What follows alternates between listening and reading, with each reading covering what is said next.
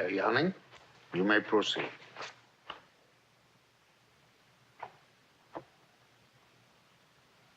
I wish to testify about the Feldenstein case because it was the most significant trial of the period.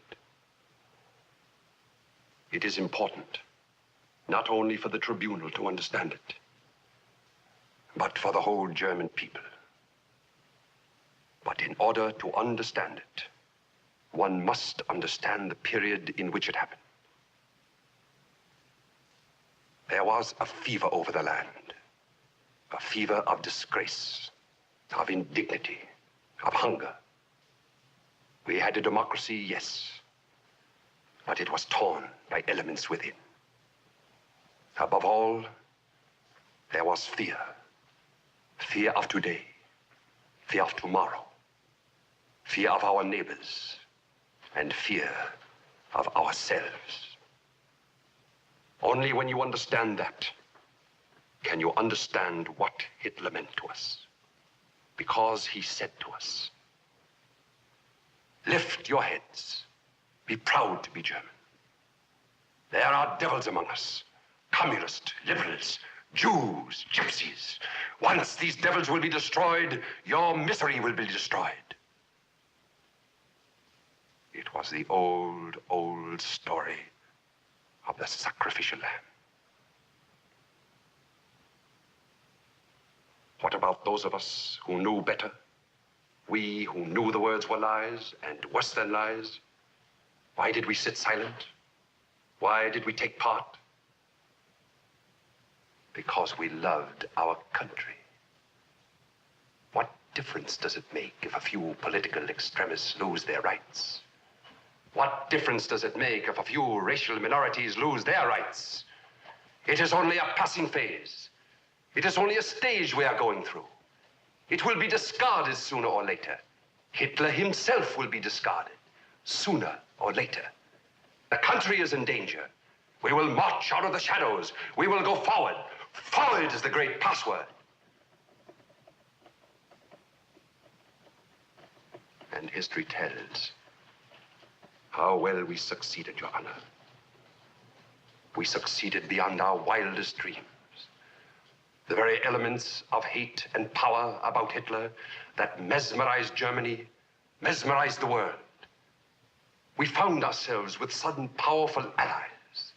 Things that had been denied to us as a democracy were open to us now. The world said, go ahead. Take it. Take it! Take Sudetenland.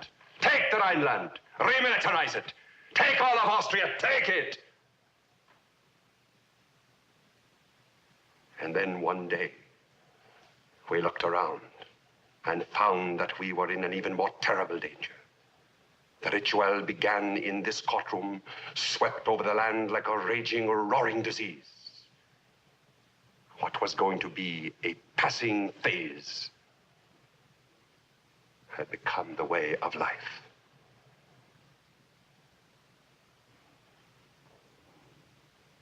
Your Honor, I was content to sit silent during this trial.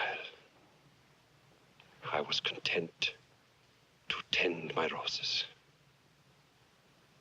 I was even content to let counsel try to save my name. Until I realized that in order to save it, you would have to raise the specter again. You have seen him do it. He has done it here in this courtroom. He has suggested that the Third Reich worked for the benefit of people. He has suggested that we sterilized men for the welfare of the country. He has suggested that perhaps the old Jew did sleep with the 16-year-old girl after all. Once more, it is being done for love of country. It is not easy to tell the truth.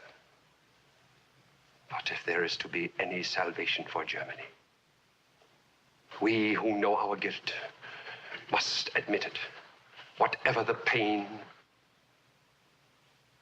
and humiliation.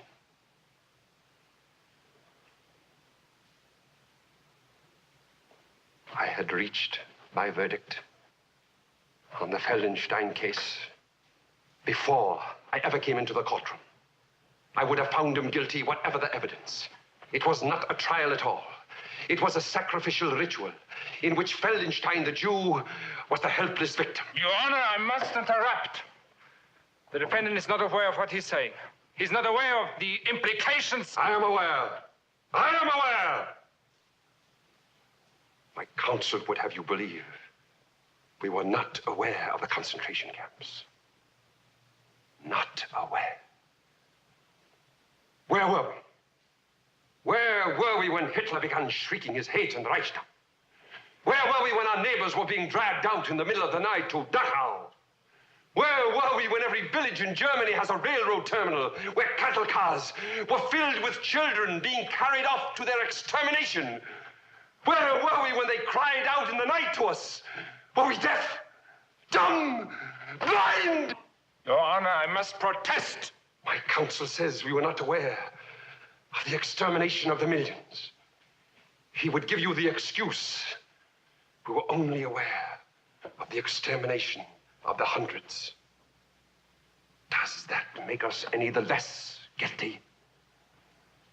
Maybe we didn't know the details. But if we didn't know, it was because we didn't want to know. Traitor! Traitor! Order! Order! Order! Put that man back in his seat and keep him there.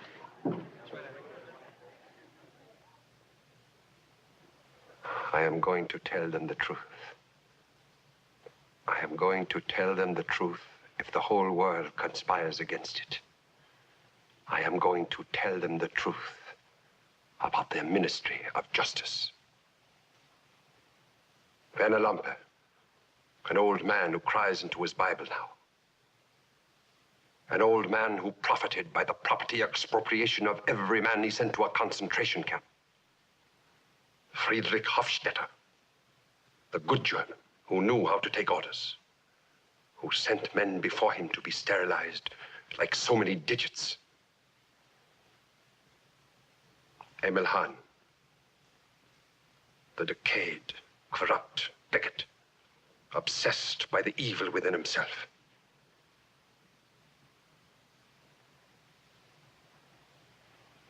And Ernst Janning,